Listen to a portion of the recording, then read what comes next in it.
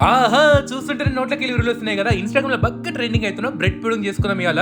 చేసుడైతే చానా ఈజీ అన్నట్టు. ఈ రెసిపీ కోసం మనమైతే ఇయాల అక్షయకల్ప బఫెలో మిల్క్ వాడుతున్నాం. అదేంది ఈ అక్షయకల్పలో ఆవు పాలు ఉంటాయి గదా! బఫెలో మిల్క్ అంటున్నారా?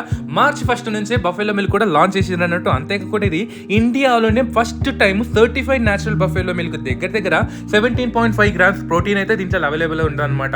ఇంత మంచి పాలు మనకు వచ్చేసినాయి కాబట్టి ఇక చాయ్‌కి కూడా ఇదే వాడుకుందాం. ముందుగాల ఒక స్వీట్ ట్రై చేద్దాం అని చెప్పి చేస్తున్నాం. ఇక పాలు మరుగుతున్నాయి కదా! దీనిలో మొత్తం అంతా కస్టర్డ్ పౌడర్ కలిపేసుకొని పోసుకున్నాం అనుకోండి చిక్కబడతాయి. మనం తీయదనంకి చక్కెర కాకుండా మిశ్రీ వాడుకుంటున్నాం. పైకి కూడా మంచిది కదా. ఇక బ్రెడ్ వచ్చేసి వీట్ బ్రెడ్ వాడుకుందాం. మైదా గిద అవాయిడ్ చేయండ్రి. ముక్కలు కోసేసుకొని ఇది ఉడుకుడుకు మంచిగా చిక్కగా అయిన తర్వాత ఇలా పోసేసుకోవాలి. మీరికెళ్ళి మనం ఇంకా కొంచెం ఎక్స్ట్రా టేస్ట్ కోసం ఏం చేసుకుందాం అంటే క్రీమ్ వేసుకుందాం. ఫ్రెష్ క్రీమ్ ఇది కూడా ఇంట్లోనే చేసుకున్నట్టు. పాల మీద మీగడ ఉంటుంది కదా, ఈ బఫెలో మిల్క్ లో కూడా బగ్గనే మీగడ వెళ్తుందిలా.